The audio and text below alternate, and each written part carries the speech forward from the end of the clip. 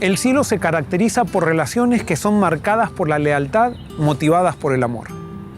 Satanás propuso otra alternativa para las relaciones: la lealtad por obligación. Así como no se conocía la muerte, tampoco el cielo conocía lo que era la obligación. Todo allí era hecho voluntariamente, por amor. Cuando Lucifer decidió dejar de amar a Dios con el fin de amarse a sí mismo, comenzó a sentirse obligado hacia Dios. No fue que hubo un cambio en Dios, sino que cuando desaparece el amor, nace la obligación. Eso le pasa a todos aquellos que quieren amarse a sí mismos, se sienten obligados por Dios. Como no se sienten cómodos con la obligación, entonces desean destronar a aquel para con quien se sienten obligados. Lucifer, al intentar ponerse en el lugar de Dios, entonces intentó obligar a los ángeles a que lo siguieran. Pero para que la obligación sea aceptada por seres libres, entonces debía usarse un nuevo elemento, que era tan extraño como la muerte: el engaño. ¿Qué es el engaño? Es la distorsión de la realidad. Satanás convenció a los ángeles de que cambien el objeto de su amor, de que ya no miren más a Dios ni respondan a su amor, y que no centren sus energías en el servicio que le daban, sino que desde ese momento se miraran a sí mismos para experimentar el amor egocéntrico que no piensa primero en los otros, sino en uno mismo. Los ángeles amaban a Jesús porque eran amados por Él. Si no hubieran sido amados por Él, se hubieran sentido obligados, porque donde no hay amor, hay obligación. Ellos debían decidir seguir creyendo en lo que conocían que era lealtad por amor, o arriesgarse a mirarse a sí mismos y creer en aquello que no conocían ni experimentaban. Muchos de ellos se decidieron por aquello que no conocían, y así iniciaron una nueva experiencia donde el amor se enfocó en ellos mismos, y eso trajo como resultado el inicio de relaciones por obligación. Lo que hizo Satanás fue cambiar el foco del amor. Una vez que los ángeles apartaron su vista de Dios y se miraron a sí mismos, entonces comenzaron a sentirse obligados por Dios. Y fue muy fácil entonces acusarlo de injusto. Hasta ese momento, nadie se había dado cuenta de la existencia de una ley, ya que vivir en ella era el marco de la existencia.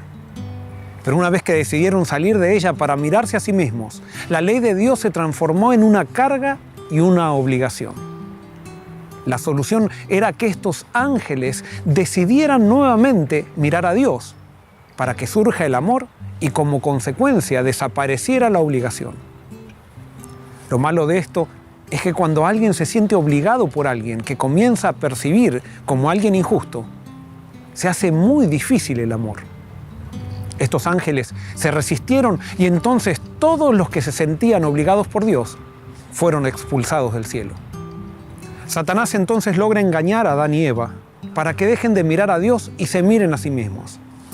La Biblia dice que cuando Satanás tentó a Eva, ella, para enfrentar la tentación, en vez de aferrarse a la palabra de Dios, decidió por ella misma. En otras palabras, en vez de mirar a Dios, se miró a sí misma.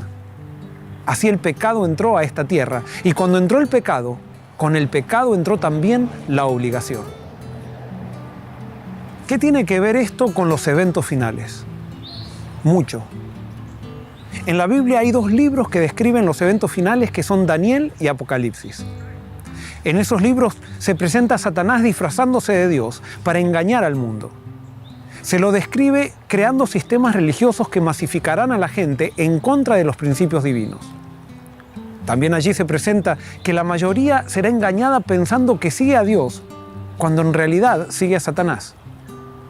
Lo interesante de esto es que estos libros describen que la humanidad al final del tiempo se dividirá en dos: los que siguen a Dios por obligación y por la imposición de leyes, que serán la mayoría, y los que seguirán a Dios por amor, o sea, por una decisión voluntaria, que serán la minoría. El pueblo que pretende seguir a Dios por la imposición de leyes o por obligación intentará obligar al pueblo que sigue a Dios por amor para que se una a la mayoría. Como no podrá doblegarlo, entonces estos libros describen una persecución superlativa que llevarán a cabo los que viven en obligación. Esto es muy interesante. La Biblia describe que la obligación es un elemento ajeno al reino de Dios y que ella no forma parte de la religión verdadera. Satanás entonces también nos engaña asustándonos y diciendo, ¿qué pasará si se quita la obligación?